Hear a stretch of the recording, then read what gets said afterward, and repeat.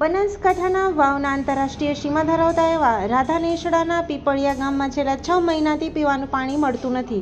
અત્યારે જમીનમાં ખાડા ખોદીને પાણી પીવે એ પણ ખારું પાણી નહીં આવે તો ગંભીર હાલત થશે। અમારી રાડ કોઈ નથી સાંભળતું। રિપોર્ટ સોલંકી કારાભાઈ એમ બનાસકાંઠા।